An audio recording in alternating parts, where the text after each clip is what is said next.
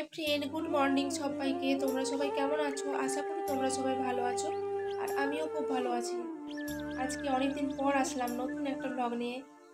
অনেকদিন কোনো ব্লগ তোমাদেরকে দিতে পারিনি, কারণ বরের খুব শরীর খারাপ হয়েছিল। অমরনাথ থেকে আসার পর জ্বর আসছিল, জ্বর ছাড়ছিল না কিছুতেই। তারপর ডাক্তারের কাছে দেখানোর পর অনেক রিপোর্ট করানো হলো, তারপর মেডিসিন খাওয়ার পর এখন অনেকটাই বেটার আছে।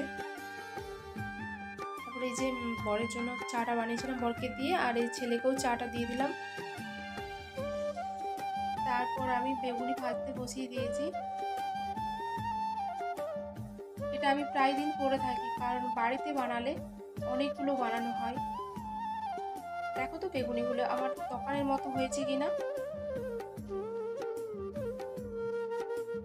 তাহলে এটা ভেবো না যে আমি বাড়িতে দোকান খুলে ফেলেছি, আমি জাস্ট এগুলো বাড়িতে খাওয়ার জন্যই বানিয়েছি।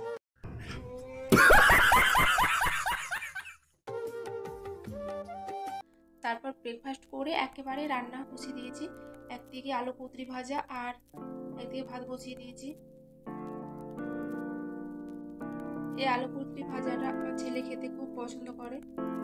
ওর আলু কুঁদরি ভাজা বা ভেন্ডি ভাজা কোনো কিছু সবজি ভাজা করে দিলে ও সেটা দিয়ে ভাত খেয়ে নেয়। তো আমার আলু কুঁদরি ভাজা হয়ে গেছে, আর এদিকে মাছটা ভালো করে পরিষ্কার করে আর নুন হলুদ মাখিয়ে দিলাম।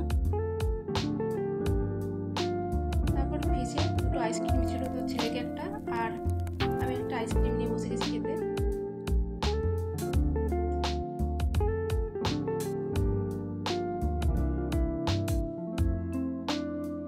আইসক্রিম খেতে খেতে আমি জাস্ট ভুলেই গিয়েছিলাম যে আমি গ্যাসে কড়াই চাপিয়ে দিয়ে এসেছি।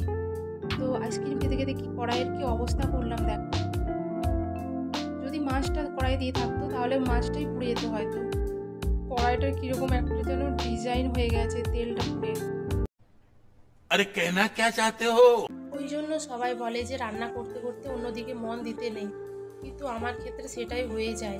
রান্না করার সময় কেউ যদি আমাকে ডাকে তখন আমি রান্না চাপিয়েই ছুটে চলে যাই। আমার কোনো খেয়াল থাকে না যে আমি গ্যাসে রান্না চাপিয়ে এসেছি বা গ্যাসটা অন করা আছে, সেদিকে আমার কোনো খেয়াল থাকে না। তোমরা কেউ এই ধরনের ভুল করে থাকো কিনা জানি না। যদি কেউ এই ধরনের ভুল করো তোমরা দেখে শুনে একটু কাজ করবে।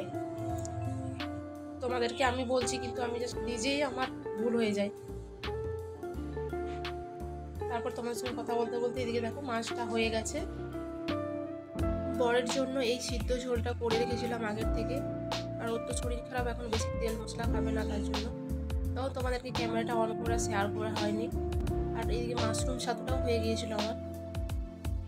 তো আজকের ভিডিওটা আমি এখানেই শেষ করছি। টাটা সবাইকে, সবাই ভালো থাকো, সুস্থ থাকো, আর এভাবে আমার পাশে থেকো।